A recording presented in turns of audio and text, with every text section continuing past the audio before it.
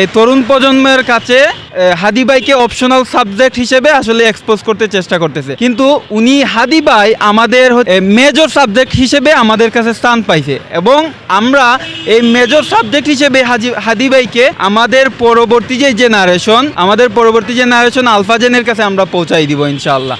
কবর জিয়ারত করলাম, এখন পাশে দেখলাম দুইজন পুলিশ পাহারা দিচ্ছে। তো এখন তো এইটা তো হচ্ছে এই রাষ্ট্রের রং পরিবেশ, এছাড়া আর কিছু না। কারণ হচ্ছে দেখেন দুইজন পুলিশ কবরের পাশে বসে পাহারা দিচ্ছে, কিন্তু আমাদের ভাই তো উনি আল্লাহর জিম্মায় চলে গেছে, উনি রবের জিম্মায় চলে গেছেন, মানে হচ্ছে উনি স্ট্রংগেস্ট সিকিউরিটিতে আছেন। তো এখন আর এই রাষ্ট্রের সিকিউরিটি দিয়ে লাভ নাই, এগুলো হচ্ছে তামাশা। সো এই যে আমাদের জেনজি, আমাদের জেনারেশনের একজন তরুণ স্ট্রঙ্গার হাত ছিলেন উনাকে যে এই পরিকল্পিতভাবে হত্যা করা হয়েছে, এখন এই রাষ্ট্র হচ্ছে দেখেন বিচার নিশ্চিত করতেছে না এবং হচ্ছে চেষ্টা করতেছে যে হাদি ভাইকে কীভাবে হাইড করা যায় এই তরুণ প্রজন্মের কাছ থেকে। দেখেন এই রাষ্ট্র চেষ্টা করতেছে কোনোভাবে কিনা এই তরুণ প্রজন্মের কাছে এই হাদি ভাইকে অপশনাল সাবজেক্ট হিসেবে আসলে এক্সপোজ করতে চেষ্টা করতেছে, কিন্তু উনি হাদি ভাই আমাদের হচ্ছে মেজর সাবজেক্ট হিসেবে আমাদের কাছে স্থান পাইছে এবং আমরা এই মেজর সাবজেক্ট হিসেবে হাদি ভাইকে আমাদের পরবর্তী যে জেনারেশন আলফা জেনের কাছে আমরা পৌঁছাই দিব ইনশাআল্লাহ। এবং দেখেন আমরা আজকে 30 দিন হয়ে যাওয়ার পরেও এখনও বিচারের কোনো নাই। এখন এই রাষ্ট্র বলতেছে হাদি দেশে আছে, কেউ বলতেছে দেশে নাই। এই যে আমাদের সাথে যে তামাশা করতেছে, তো এই জিনিসটা তো আমরা আসলে অ্যাকসেপ্ট করতে চাই না, আমাদের জেনজি জেনারেশন দেখতে চায় না। দেখেন এই জাবের ভাই হচ্ছে এই 30 দিন ধরে রাস্তায় থেকে হচ্ছে আন্দোলন করে যাচ্ছে এবং এই শীতকালীন সময়েও দেখতেছেন যে বাচ্চাদের নিয়ে একদম আপামর জনতা রাস্তায় নামছে হাদি ভাইয়ের বিচারের জন্য।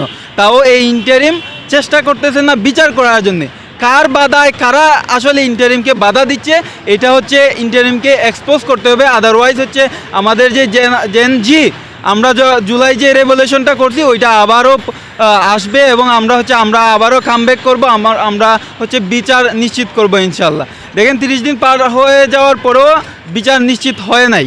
তো আমরা হচ্ছে এইটা যে পরিকল্পিত, তারা যে পরিকল্পনা করতেছে যে এইটারে হাইড করা যায় কিভাবে, তারা যে প্ল্যান এ থেকে বিতে ট্রান্সফার হচ্ছে, প্ল্যান বি থেকে সিতে যাচ্ছে, যে এইটারে আমরা হাইড করতে কিভাবে আসলে এই জেনারেশন থেকে হাইড করা যায়। কিন্তু তারা জানে না এটা যে জেনজি, এই জেনারেশন যে আসলে রেভলিউশনারি জেনারেশন, এই জেনারেশন যে আসলে রেভলিউশন আনতে পারেন। আমরা যে হাদি ভাইয়ের কথা মতো কাজ করব, হাদি ভাইয়ের যে চিন্তা চেতনা, এইটার ভারতীয় আধিপত্যবাদের বিরুদ্ধে যে আমরা স্লোগান রেজ করব, আমরা যে এইটার উপরেই অটুট থাকবো। আসলে এই যে গভর্নমেন্ট বা ল মেকার্স যারা আছে বা প্রাইম এই সেক্টরে যারা আছেন, ওনারা আসলে বুঝেন না আমরা যে চূড়ান্ত বিপ্লব নিয়ে গড়ে ফিরবো। আমরা যে হাত চুরি পরে বসে আছি তাদের মতো তারা যে রাষ্ট্রে প্রধান সেক্টরে থেকেও যে তারা যে বসে আছেন, তারা যে কিচ্ছুই করতে পারতেছেন না, এটা আমরা বুঝতে পারতেছি। আমরা আমাদের ভিতর থেকে আমরা আবারও জেগে উঠতেছি। আমাদের চূড়ান্ত বিপ্লব দরকার, হাদি ভাই বলে গেছেন। আমরা হাদি ভাইয়ের রাস্তা ধরে আমরা হচ্ছে চূড়ান্ত বিপ্লবের সূচনার দিকে যাচ্ছি। ইনশাল্লাহ আমাদের হাত ধরেই চূড়ান্ত বিপ্লবের বিস্ফোরণ হবে ইনশাল্লাহ। এগুলা হচ্ছে তাদের প্ল্যানের একটা অংশ, প্ল্যান এ বি সি।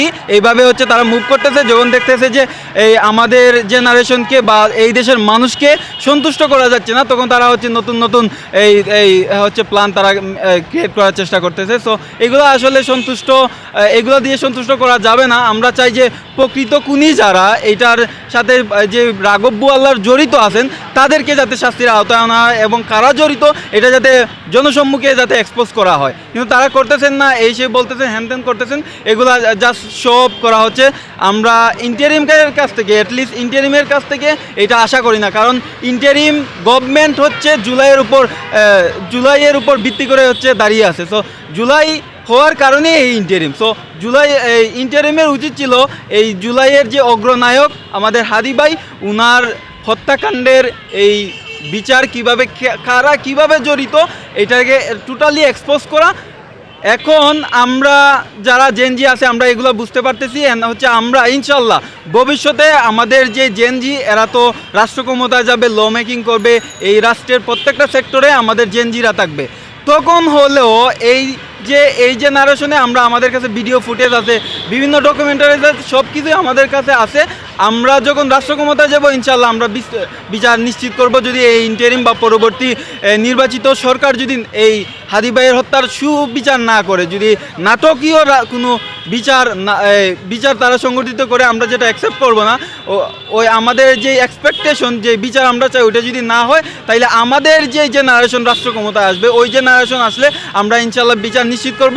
হচ্ছে আমরা হাদি ভাইয়ের হত্যার সাথে চুল পরিমাণ জড়িত যারা তাদেরও সর্বোচ্চ শাস্তি নিশ্চিত করব ইনশাল্লাহ।